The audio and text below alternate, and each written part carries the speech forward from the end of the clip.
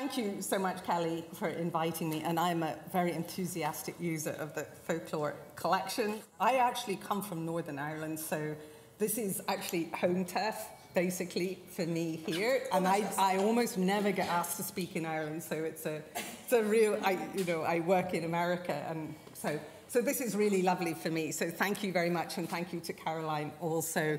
I will also say that I started out my career as an academic archivist, as a university archivist. I worked in several universities in America. The last one I worked in before I became an academic was the University of Michigan Bentley Library. And Marjorie Barrett, who was the university archivist at the time, this was, I'm going to really date myself here, but this was the early 1990s, was one of the organizers who ended up with colleagues getting the SUV set up. So it is really nice. I feel like things have come full circle to be back here and to be here and to be here on this particular date too. So thank you so much for asking me. When I was thinking about putting a presentation together, the other thing I know, I do a lot of work also in Eastern Europe. And university archives are in totally different states of development in different parts of the world. So thinking through how to speak to a group that I imagine, because you're all here, you're all doing really advanced things. But university archives range from, I know in the United States, it's the most powerful and advanced part of the archival profession. It has been developed sort of coterminously with the profession through the 20th century, and American universities are enormous, powerful entities, to parts of the world where the notion of university archives separate, let's say, from state archives is something that is really very, very new. So people are in different places. So I actually thought I would talk today a bit about using university archives in teaching and learning, and talk about some of the experiences that I've been involved in, and particularly talk about some funded projects that we've done, again, dating myself from 25 years ago right up to things that we have going on now, and what we've learned from that. And for those of you who are doing this kind of work, hopefully some of this will sound very familiar. If you haven't got into this kind of work, it'll be perhaps something new. The points that I really wanted to cover, the first point, which will be on my next slide, is probably very obvious, but university and research institution archives are special. We don't just refer to special collections, which may be more of an American term, but they're special kinds of archives, and they have special roles within the archival profession too. They can do things that other kinds of archives can't necessarily do. And the second point that I'm going to make is that like colleges and universities and research institutions themselves, they are facing a lot of ethical and community and societal responsibilities that have become, in some ways, they've become very politicized. They've certainly become very prominent, and we have to think those through. Certainly now. University and research institution archives also, they have limitless potential for what you could do with them if you had the resources to do them. And as I said, I'm going to talk about pedagogical uses today. And the final points I'm going to make, and hopefully reinforce with my examples, is that users of all ages and backgrounds can use these kinds of archives, but they also can be really valuable in giving back to the archives as well. And I don't think we've thought about that kind of reciprocal relationship terribly much in the past. So first of all, university and research institution archives are special, and depending on what part of the world you come from, some of this will resonate more, or you'll wish it resonated more. First of all, you are embedded in institutional cultures that certainly are research-driven, they're inquiry-driven, so inquiry crosses both teaching and research. In many parts of the world, universities and colleges and research institutions are relatively autonomous of the state, and therefore it gives them more flexibility in what they can engage in. It's not true everywhere, unfortunately, but concepts such as intellectual freedom opens up a bit more space to be a bit more experimental, to take a few more risks. Nowadays, those kinds of research cultures and even the teaching cultures tend to be more collaborative. They're also competitive. I mean, that's what peer review and ranking and everything is about. And competition technically encourages sort of innovation. It may or it may not. They're multi-generational. These institutions now have people from many different generations and many different backgrounds involved as students, as staff, as academic staff. At the same time, they're looked at often from people who are not involved with them as being elite institutions.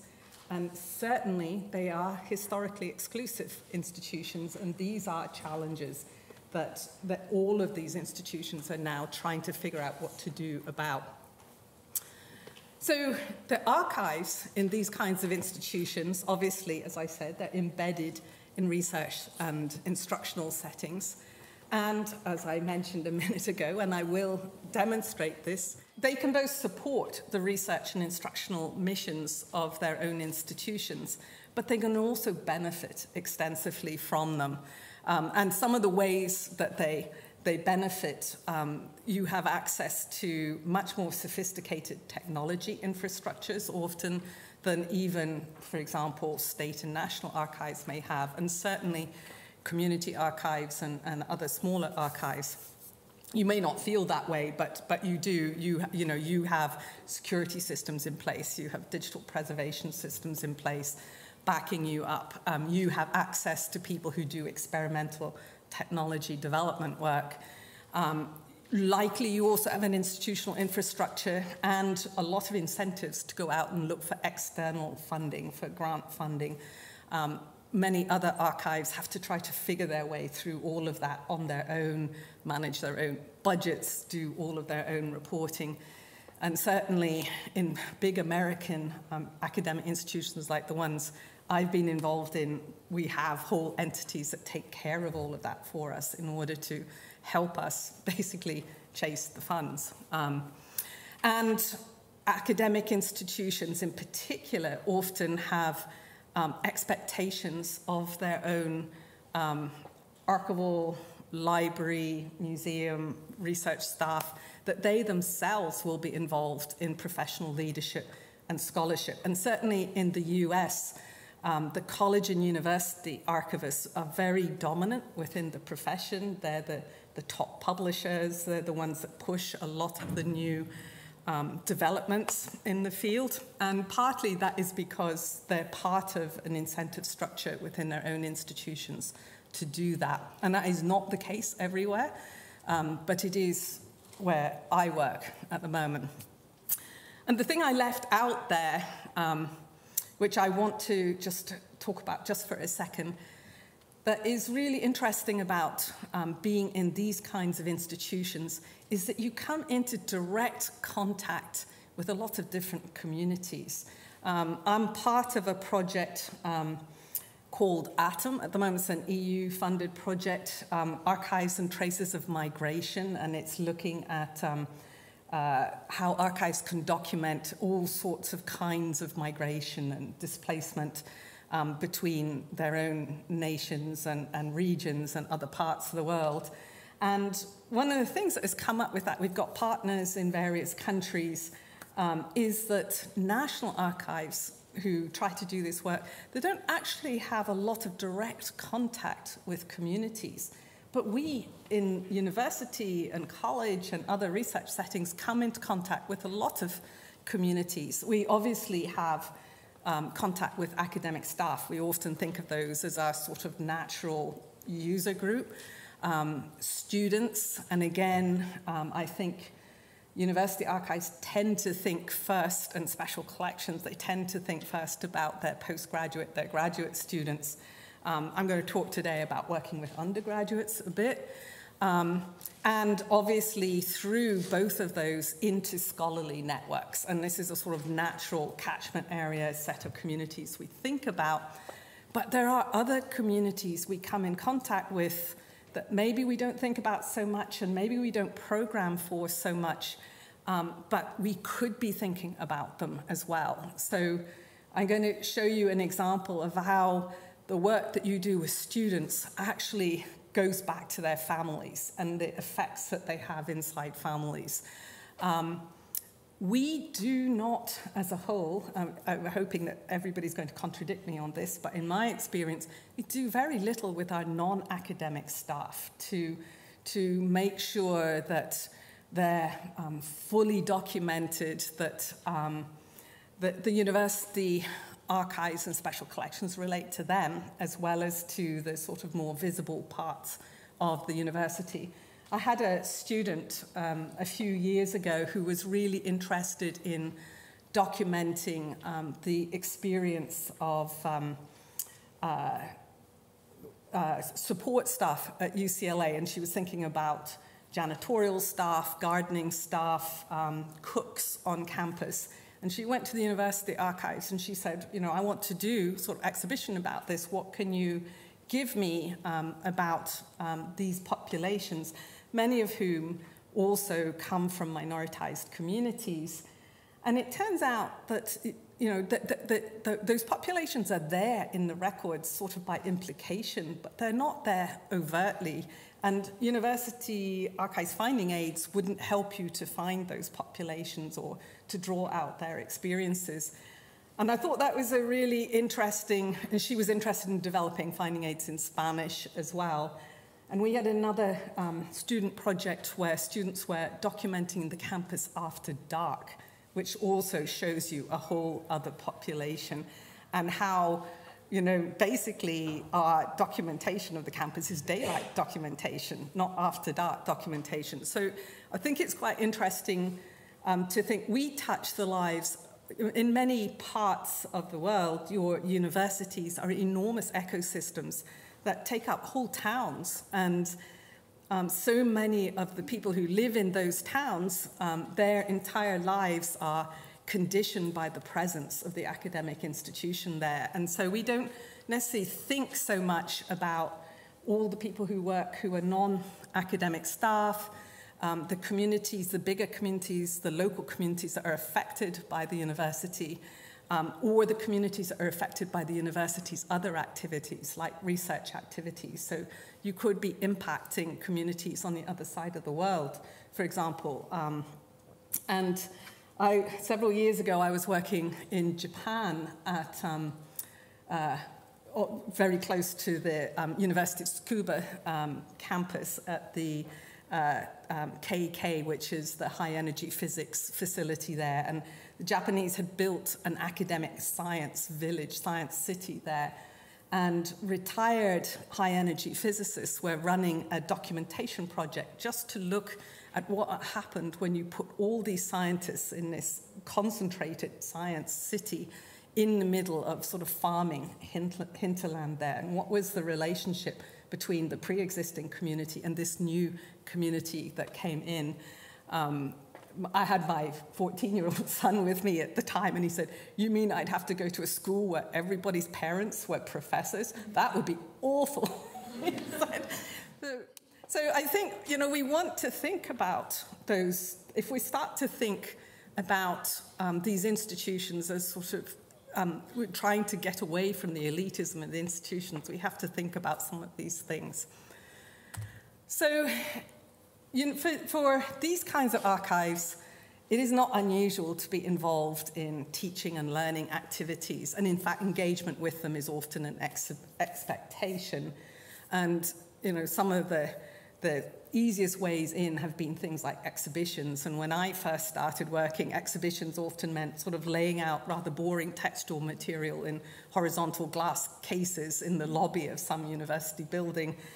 And it was very difficult to make them interesting in any way. But nowadays, you know, we can do all sorts of really interesting virtual exhibitions and multimedia presentations. There are places that have employed professional exhibit designers. I thought it was really interesting several years ago going to Kent State University, which is where the very famous shooting of student activists took place during the Vietnam War period. And they have an amazing exhibition that they've developed for that there, which just wouldn't have been, we wouldn't have done that 20 years ago. Many professors use the archives for course assignments, and they send their students to use archives material. Sometimes the intent is to show them how to use primary sources. Sometimes, you know, they're trying to find out information about a person or a campus building or whatever. And those are fairly standard kinds of engagement. I think increasingly you're starting to see archives used for actual full courses, to be engaged with full courses, sometimes taught by archivists themselves.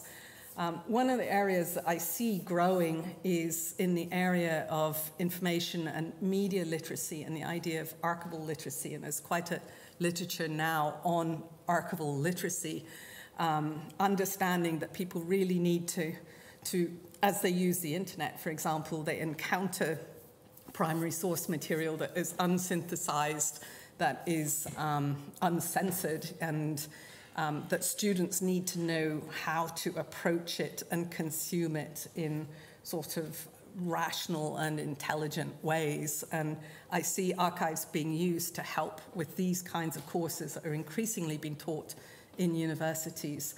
And full disciplinary courses focused on archives, the so-called archival turn in gender studies, in area studies, in ethnic studies, and in the arts as well, has brought a lot of new faculty to university archives and special collections. And then, of course, for those of us who are in universities that have professional archival education, university archives and special collections are also used for teaching courses, and often the archivists themselves teach those courses, and for various kinds of internships as well, professional internships. Nowadays, they're also used for other kinds of internships for undergraduate students, for history students, and so forth.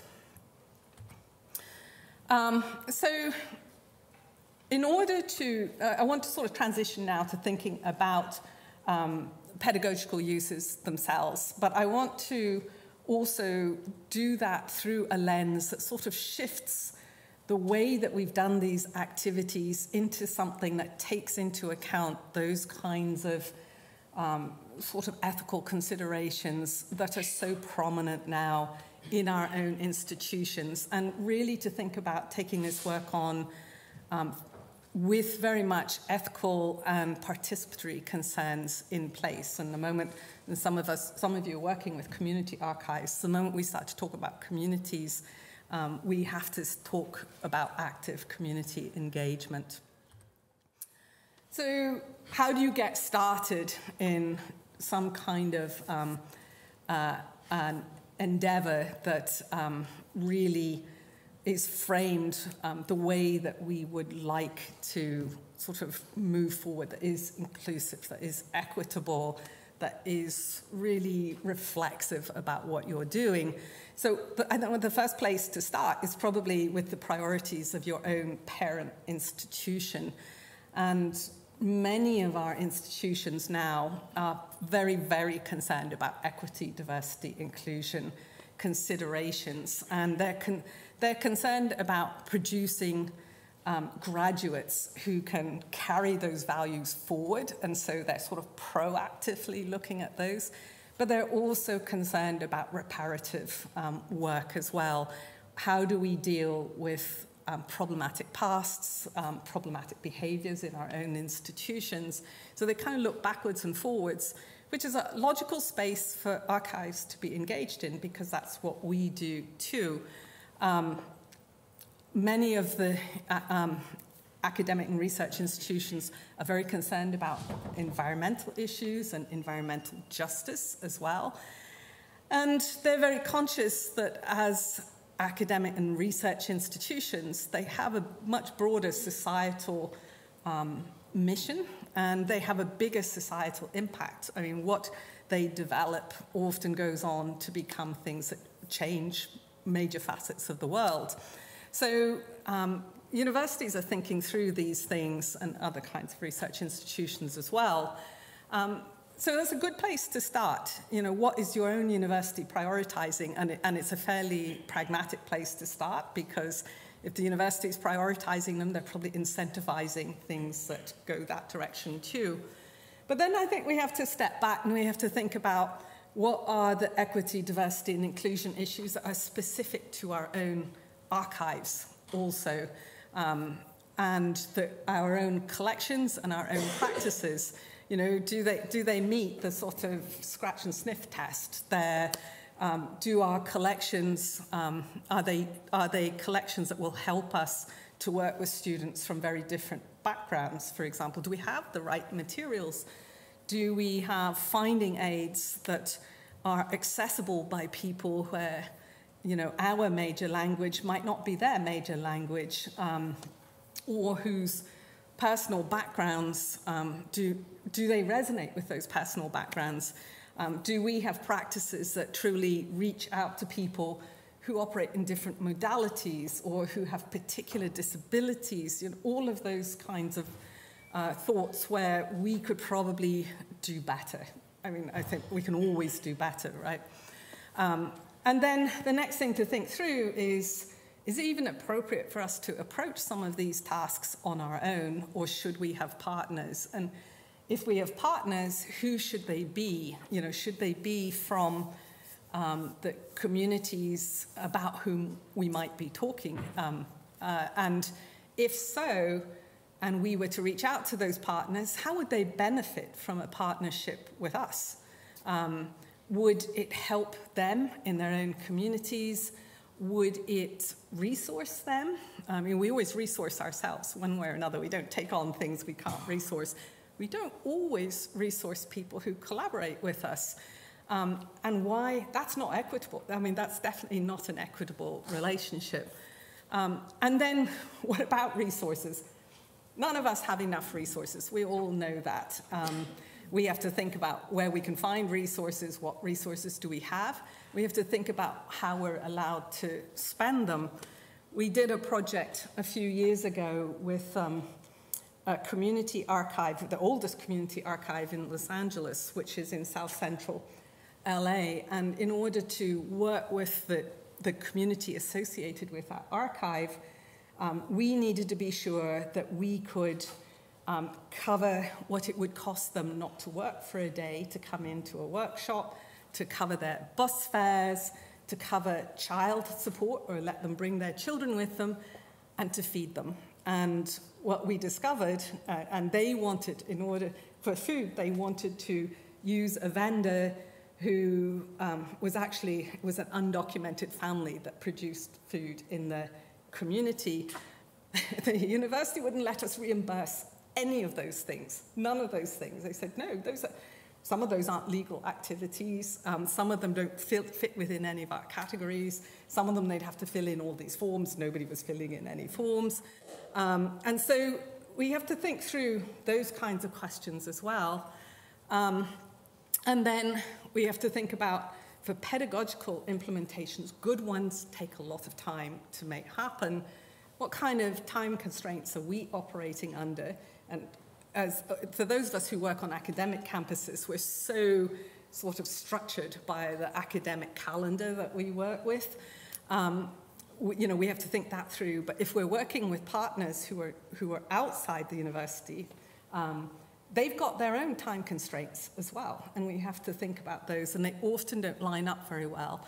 And if you have a grant that is helping you, that whoever's given you the grant has their own time issues, that they often, you know, grants 2 years, 3 years, and it can be really difficult to do something pedagogically in that time.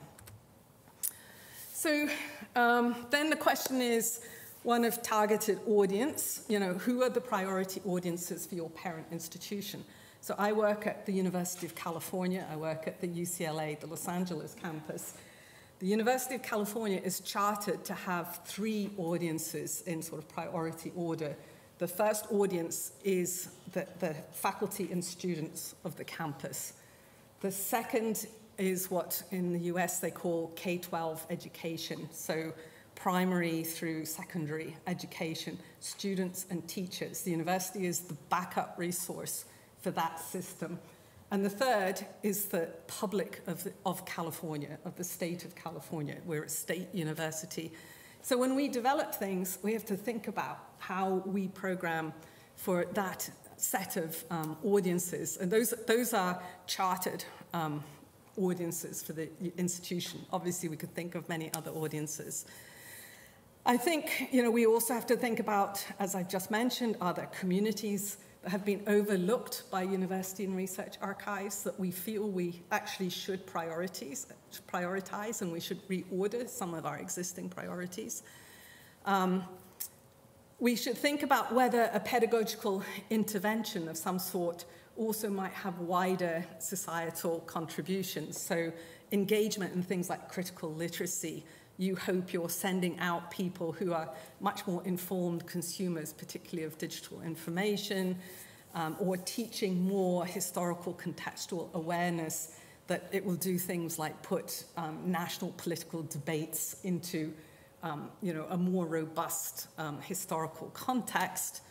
And then, are you going to try to program for one audience or one user group, or are you going to try to do something that's a bit more nebulous? It's a whole lot easier to target a known audience than to do a generic audience. But if you do target a specific audience and you've got limited resources, is this something that you could extend to other groups, this experience? Is it replicable maybe in other settings as well as in your own? Participatory pedagogy, the 1990s rallying call for disability activists in South Africa, nothing about us without us, that if you're going to treat topics about people or about people who are affected by that topic, then it should have the full and equal and resource participation of representatives from those affected communities.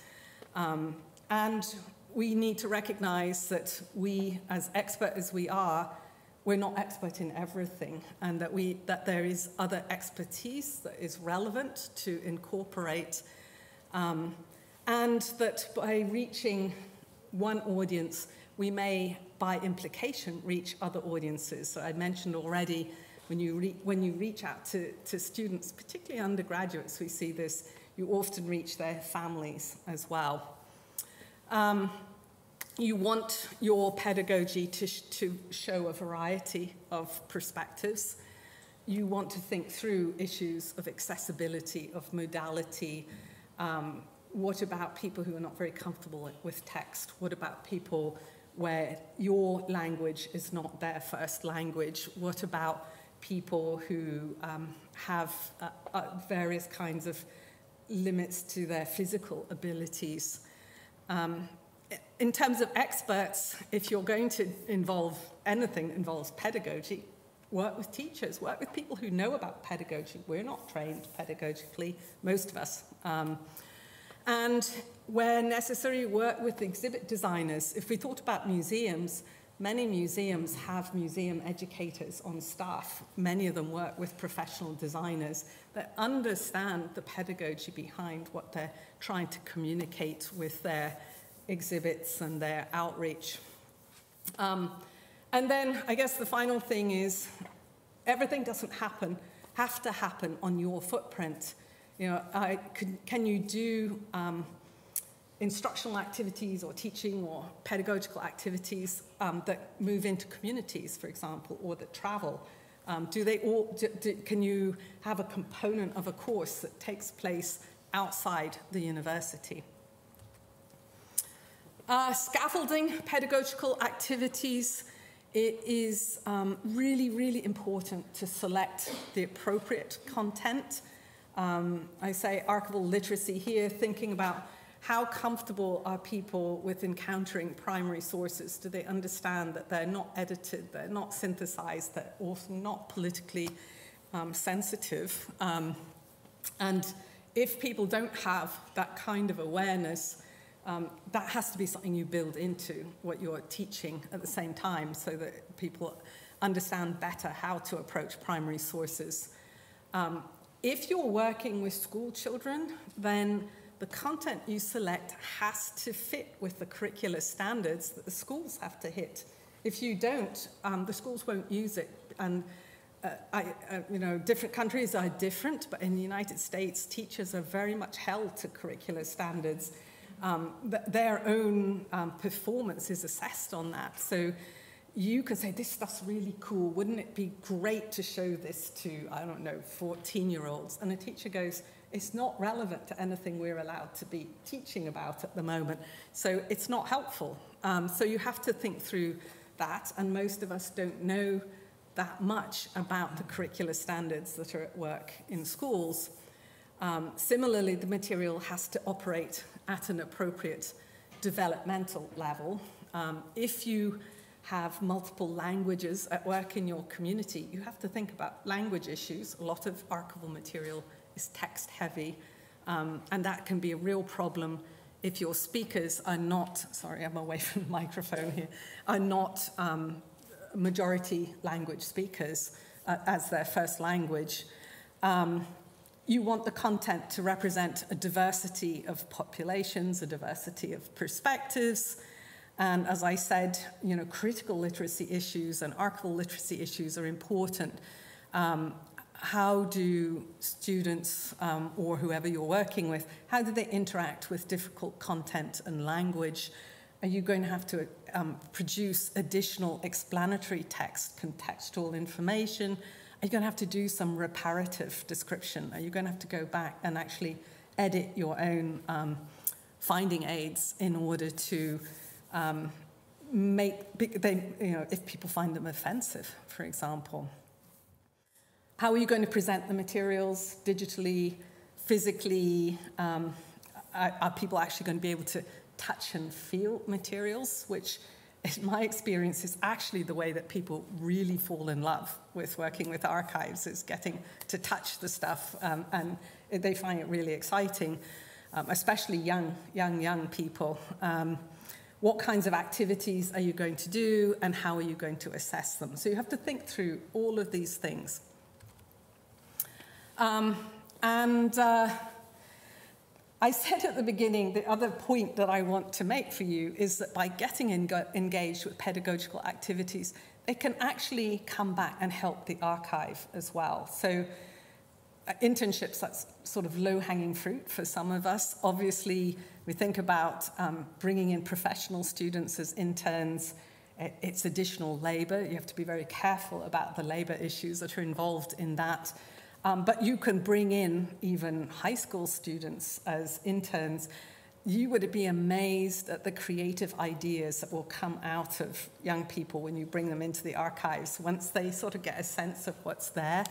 And they look at the world differently, and they'll look at your collections and they'll look at what you do differently and say, why don't you do it that way? Why can't we do it this way? And that's really valuable. Another thing, and I'm going to show you some examples in a second, or talk about some examples. You can have the people that you're working with create metadata, and we've had children as young as 6 or 7 create their own metadata for archival material. And when they do that, first of all, it shows very clearly how complex we've made that activity. It doesn't have to be as complicated as we've made it. But secondly, they use different words and they see different things in the materials that they're describing. And that allows us, if we can capture that, to develop whole new ontologies. This is really important for community archives work. Ontologies that would never even have occurred to us, I think, if we were doing this all on our own. So we can use it, that kind of feedback in reparative description, and we can use it to build new kinds of finding aids. Maybe a little less obvious, but in working with students, one of the things we always try to do is at the same time try to teach them how to describe and how to preserve their own materials and their family's materials. That is an archival benefit for society, because those materials, whether they keep them in their families or they eventually find their ways to archives, will survive with much more knowledge about them. They will survive much better than being sort of left in the wild. So that's a sort of, it's a less tangible archival benefit, but it is an archival benefit societally. We found that, as I said, if you bring in interns, high schoolers, undergraduates, they're really interesting at how they would pick out materials for exhibits or to use in curriculum. So you pick things out and they say, that really didn't work really well in class. You should have used X. It would have worked much better. New pairs of eyes, new generations, they look at things differently. And the last two things here, really, we have a project at the moment, I'm going to mention it in a few minutes, but we have a project that is working,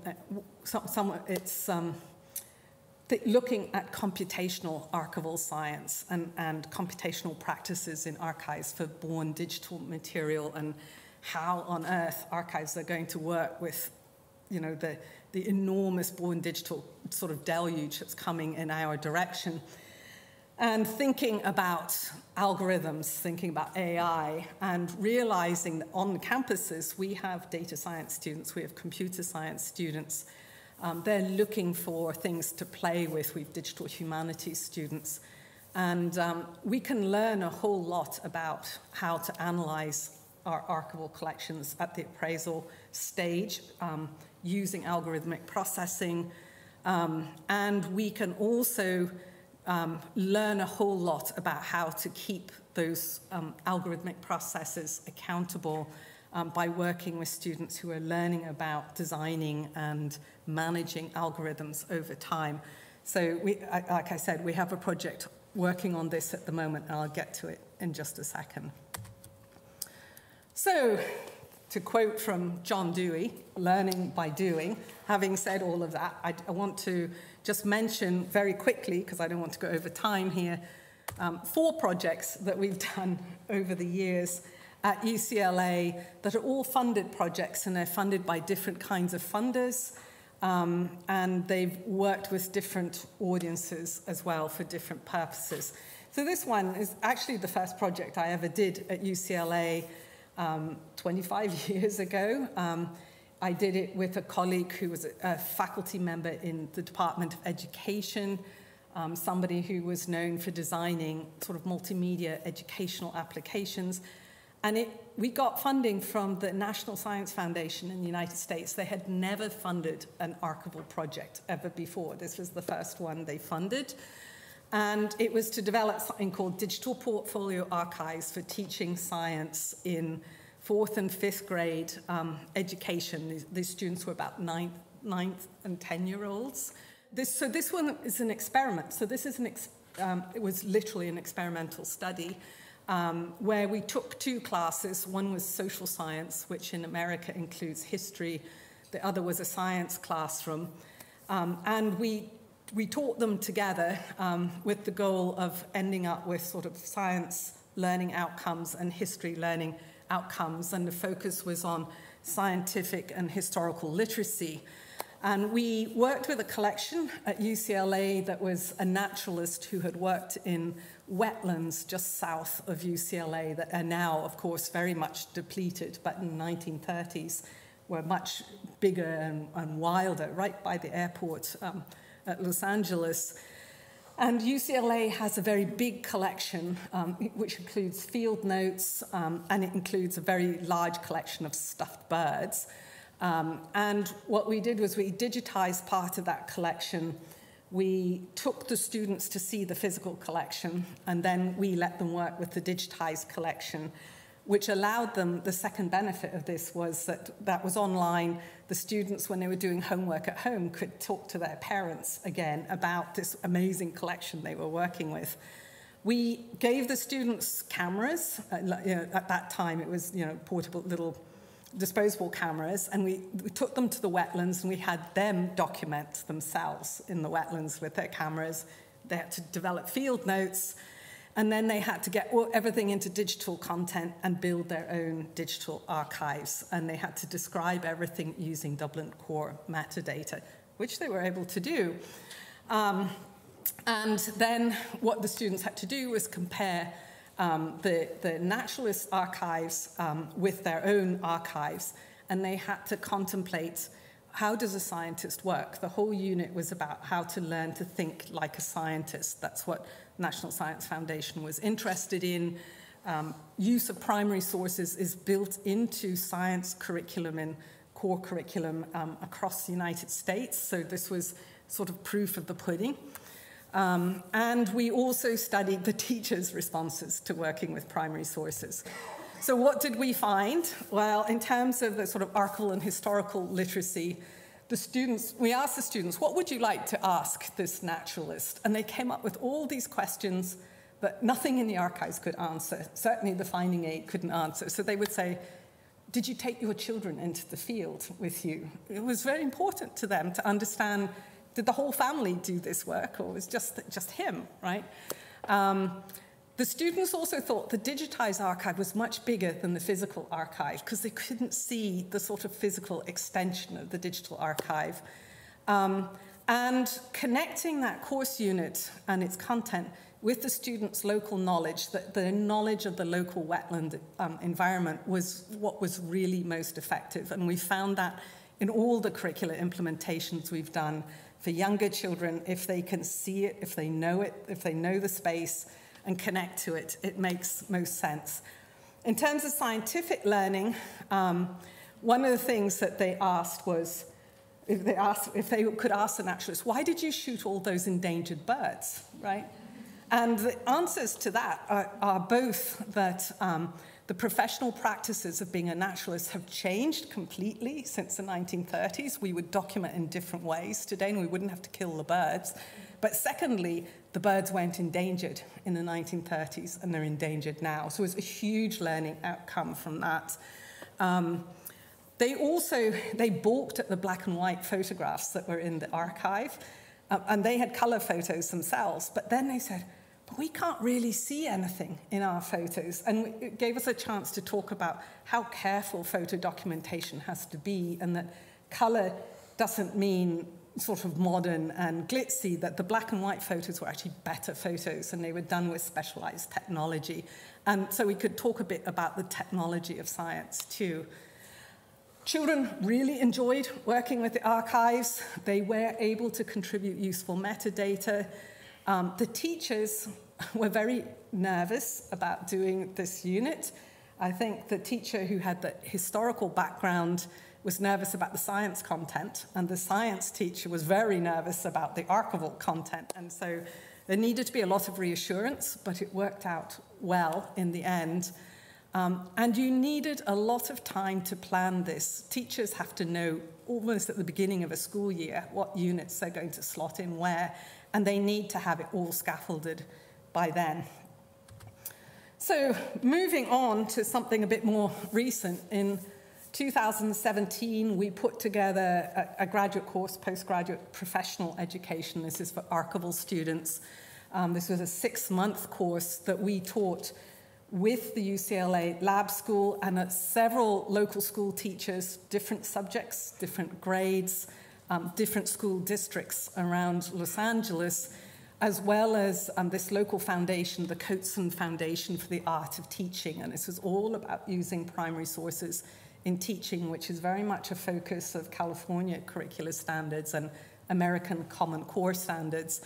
And I'm not going to go through all of this in interest of time, but the things that we were interested in were, how do we produce archivists who could make a case for doing this kind of work, who could work with the kinds of constraints they would run into, who knew how to collaborate with schools and teachers, who knew how to use both physical and digitized primary sources effectively, who knew about curricular standards at particular grade levels, who understood two-language learning environments, understood different kinds of lesson plans and different pedagogical practices and the kinds of outcomes that teachers are trying to achieve, and knew better about how to assess this kind of work and how archives might have to shift in order to do this kind of work and reach out to these audiences. So the takeaways from that were that really there needs to be a new kind of professional. We need a bridging professional. Museums have museum educators. Sometimes public libraries have people who bridge between them and the public schools.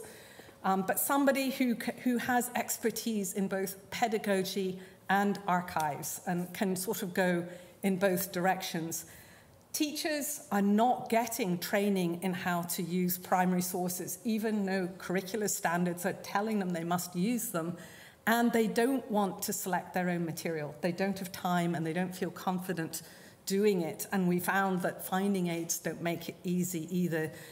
Most archives are not adding in educational metadata into their finding aids, like the IEEE LOM metadata that would talk about grade and sort of pedagogical appropriateness of particular resources. Content, as I said, has to be selected that's clearly related to curricular standards, or the teachers won't use it.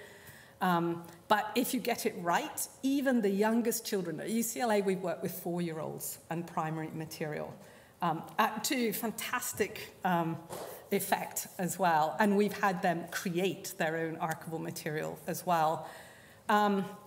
If you work with visual materials, it can promote learning and inclusiveness for children who, in our case, are not first language English speakers. All of you come from different parts of the world, but they're not majority language speakers. When you work with visual material, it levels the playing field a bit between them and other students. As I said, undergraduates can be very helpful in selecting content for teachers. Actually, in the case of this class, we worked with one of the other university archives in Los Angeles, and my son was an undergraduate assistant, actually, in that archive when he was doing his degree. And the archivist, who was wonderful, wonderful archivist, turned to the undergraduate students working in the archive and said, "You pulled the materials." And she said, "I was astonished at the materials that they pulled. I wouldn't have thought about it." And I brought my graduate students in to see the materials. I couldn't get them out of the archive. They were just riveted. And that was so interesting, because it wasn't just, you know, material that younger people would find interesting, but it was material that the graduate students found interesting, that the undergraduates found. And again, the timeline involved in doing this. So just 2 more examples really quickly. This is one I've just wrapped up. This one was funded through the Promise Armenian Institute at UCLA. This is a new entity that received a very large endowment recently, and they're using part of the endowment to encourage developing courses that relate to Armenia and the Armenian genocide and the survivor community. And there's a very large community in Los Angeles, one of the biggest communities. UCLA actually doesn't offer any undergraduate courses in the Armenian area.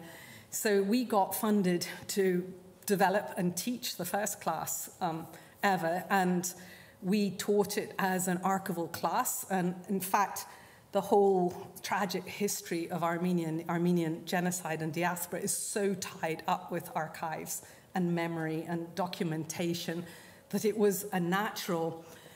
And so we had undergraduate students, about 3/4 of them came from either from Armenia itself or from survivor families.